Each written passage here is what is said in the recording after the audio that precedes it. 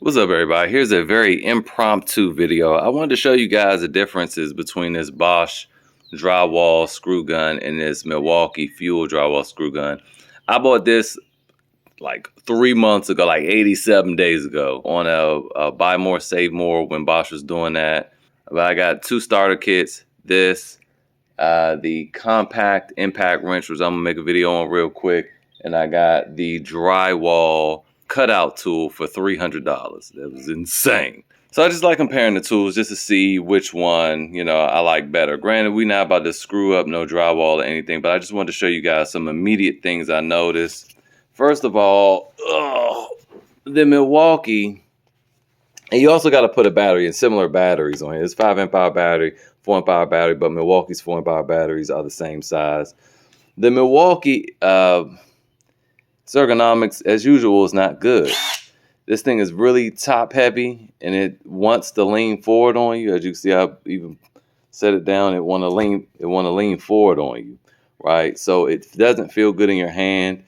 Then you have this switch right here, which is kind of not in a great spot either. Now the switch, the reverse and forward, is up here, and that's not in a terrible location, but this thing feels like it's meant to be used with two hands, even though it's like this pistol grip style. Now, one thing about the Milwaukee though is it's quiet. Okay, now let's pick up this Bosch, and you can see I can handle it already easier. When you set it up, it doesn't want to lean forward because it's light. You can see it, the girth is a lot smaller. It's way lighter. It's easier to manage, but this thing is loud. Super loud.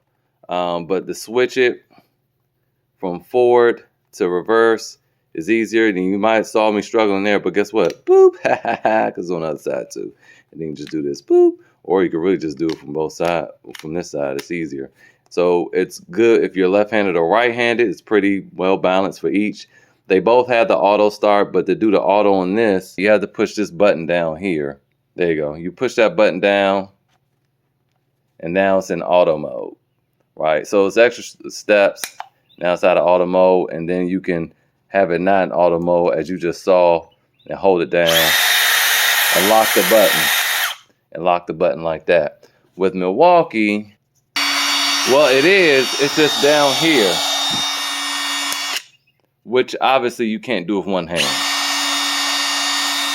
Well, yes, you can. It's just a lot harder to do.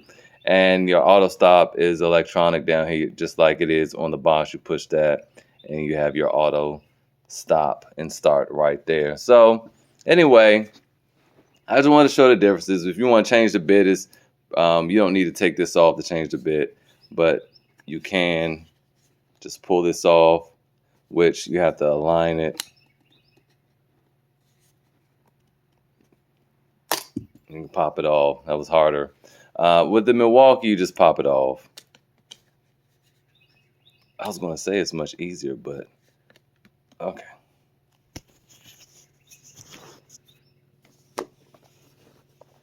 There we go.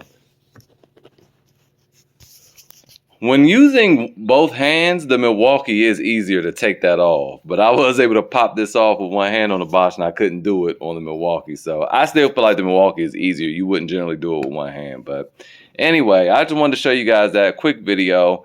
I do like the Bosch better for its ergonomics, its balance, its weight, its features and functionality. Yeah. So that's it. Hopefully this is helpful. See you guys next time.